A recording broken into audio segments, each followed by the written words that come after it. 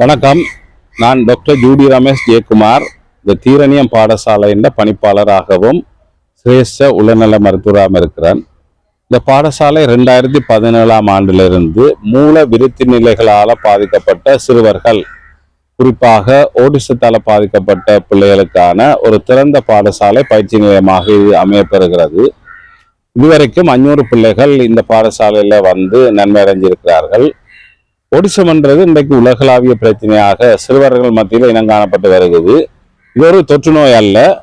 இது மூளைன்ற விருத்திநிலைகள் என்றது ஒவ்வொரு பிள்ளையும் பிறந்து அவர்களது வளர்ச்சி பாதையில புலன் சார்ந்த வளர்ச்சிகள், அவயவங்கள் சார்ந்த வளர்ச்சிகள், மூளை விருத்திநிலையால வர வளர்ச்சிகள் என்று சொல்லி பல்வேறு பரிமாணங்களுக்குள்ளால வளர்ந்துதான் பிள்ளைகள் ஒரு அடைவார்கள். அப்படி பார்க்கும்போது சில நேரம் பிள்ளைகள்ல சில தடைகள் இருக்கலாம்.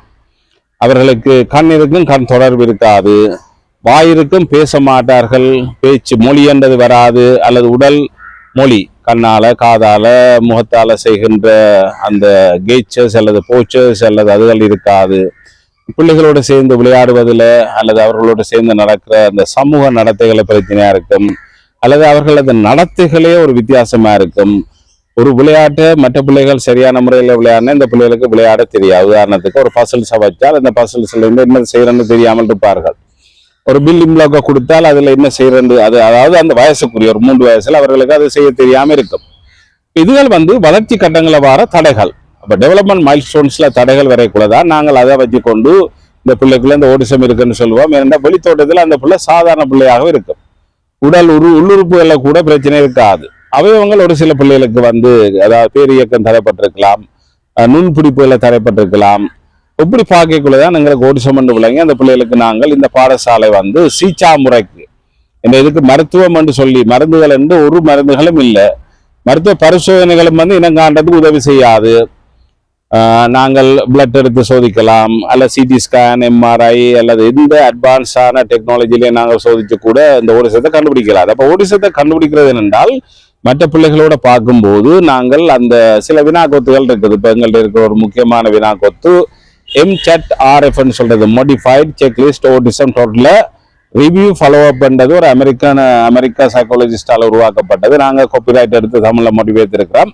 முதல்ல ஒரு 18 மாசத்துக்குள்ள 20 கேள்விகள் இருக்கு. அந்த 20 கேள்விகளை கேட்டு கொடுக்குற ஸ்கோரை வச்சுக்கொண்டு நாங்கள் பிள்ளைக்கு பிரச்சனை இருக்குன்றது, அதாவது பெற்றோரை இனங்கன்றுவாங்க தன்னை பிள்ளைகளை என்னென்ன தரப்பட்டிருக்குன்னு சொல்லி அதை கொண்டுதான் நாங்கள் பிள்ளைகளுக்கு நாம லேபிள் பண்ணாமல் ஓடிசம் என்று சொல்லாமல் பிள்ளைகள ஒரு தடைகள் இருக்குன்னு சொல்லி நாங்கள் சொல்லி அதுகளை சரி செய்து கொண்டு போவோம். அப்ப நாங்கள் ஆரம்பத்தில் இந்த பிள்ளைகளை எவ்வளவுக்கு கீழாக இனங்காரணமோ அவ்வளவுக்கு விரைவாக எடுத்து குறைஞ்ச 2 வயசுக்குள்ளே இருக்கலாம், 3 வயசுக்கு பிந்தாமல் எடுத்தால் நல்ல முன்னேற்றத்தை பார்க்கலாம். பிறகு அப்படியே நாங்கள் அந்த மைல் ஸ்டோன்களை சரியா செய்து கொண்டு போய்க்குள்ள பிற பிள்ளை முன்பள்ளி பிற சாதாரண பாடசாலைகளை விட்டுடலாம். அப்ப இதுக்கு ஒரு பன்முக ஆளுமானி வேணும். அப்ப அதுக்கு நான் ஒரு வைத்தியர் என்ன தலைமத்துவத்தை கொடுக்குறேன். எங்கள்கிட்ட பயிற்றுவிக்கப்பட்ட ஆசிரியர்கள், அவர்கள் ABA முறையால பயிற்றுவிக்கப்பட்டிருக்கிறார்கள். அந்த ஆசிரியர்கள் இருக்கிறார்கள். பேச்சு சிகிச்சையாளர், நுண்பிடிப்புக்கு occupation therapist, physiotherapist, physical educators, மற்றது சைக்காலஜிஸ்ட். இப்போ எங்களுக்கு இன்டர்ன்ஷிப்புக்கு பெல்ஜியத்திலேருந்து பிள்ளைகள் வரவங்க, வேற கவுன்சிலர்ஸ் வருவாங்க. அவர்கள் எல்லாருமா சேர்ந்து இந்த பிள்ளைகளுக்கு பெற்றோர்களுக்கு எல்லாம் உதவி செய்து, முக்கியமா பெற்றோர்கள் அந்த ஏற்றுக்கொள்ற மனநிலைக்கு வந்துட்டாலே பெரிய விஷயம். ஒளிச்சொலிச்சு கொண்டிருக்கிற அல்லது வெளிக்காட்டாத அல்லது இந்த பிள்ளைக்கு ஓடிசமான்னு சொல்லி கேள்வி கேட்கிற பெற்றோர்களால தான் பிள்ளைகள் அவர்களது வளர்ச்சி பாதை இன்னும் தடைப்பட்டு ஆக பின்னடைவுக்கு போய் சில நேரம் அவர்கள் ஆக விசரித்தக்கூடிய பிள்ளைகளாக இருந்துறார்கள். சரி, இந்த வகையில் இந்த பிள்ளைகளுக்கு நாம இது ஒரு திறந்த பாடசாலை பிள்ளைகளுக்கு உதவி செய்யறோம். பயிற்சி நிலையம் இங்க நாங்கள் இந்த ஓடிசம் சார்ந்த எத்தனையோ பயிற்சிகள், நாளாந்த பயிற்சி இருக்குது, வாராந்த மாதாந்த அவ்வளவு சர்டிபிகேட் கோர்சஸ்ல இருந்து அவ்வளவு நாங்கள் செய்து கொண்டிருக்கிறோம். பல்வேறு பயிற்சிகளை கூட இந்த கொடுத்து கொண்டிருக்கிறோம். மற்றது இந்த ஓடிசம் விழிப்புணர்வு நாள்ன்றது ஐக்கிய நாடுகள் சபையால குறிப்பிடப்பட்டது 2ஆம் தேதி, ஏப்ரல் 2ஆம் தேதி. அந்த மாதம் முழுவதும் ஓடிசம் விழிப்புணர்வு மாதமா பிரயோகப்படுத்தப்பட்டு பல்வேறு செயற்பாடுகள் உலகம் முழுவதும் நடக்கிறது.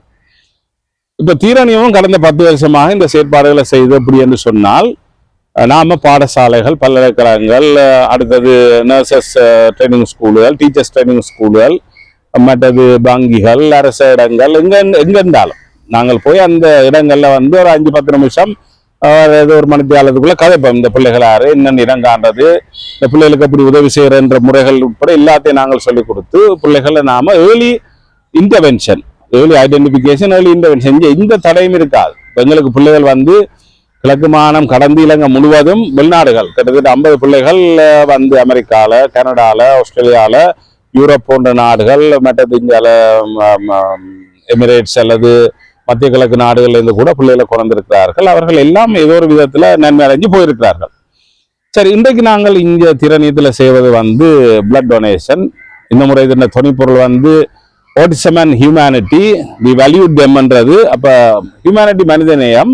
இப்போ நாங்களும் இவர்களுக்கு சமூகத்துக்கு மனிதநேயம் உள்ளவர்களாக இருக்கிறோம்ன்றது காட்டுறதுக்காக எங்களது ஆசிரியர்கள், பெற்றோர்கள், நலன் விரும்பிகள் மற்றும் எல்லாருமா சேர்ந்து இந்த பிளட் டொனேஷனை இன்று செய்து கொண்டிருக்கிறோம். இதுவும் ஒரு அடையாளம், விழிப்புணர்வை இந்த செய்தியை வெளியில கொண்டு வரதுக்கு.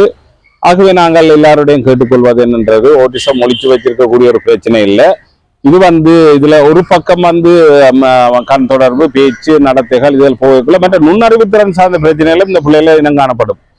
அறிவுத்திறன் மீதிறன் கூண்ணாக்கள், நுண்ணறிவுத்திறன் கூண்ணாக்களும் இருக்கிறார்கள். அது அஸ்பெர்கஸ் என்றது. அவங்க கூடுதலாக இந்த விஞ்ஞானிகள், ஆராய்ச்சிகள் அதில் ஈடுபடுவார்கள். கூட இந்த Albert Einstein, Isaac Newton, Thomas Alva Edison போன்ற பெரிய பிரபலமான விஞ்ஞானிகள் உட்பட கனவேருக்கு இந்த பிரச்சனைகள் இருந்திருக்குது. இப்போ அண்மையில கூட நாங்கள் அப்துல் கலாம், பில் கேட்ஸ் அவையில நாங்கள் ஒரு மைல் மொடரேட் வரைக்கும் பார்க்கலாம்.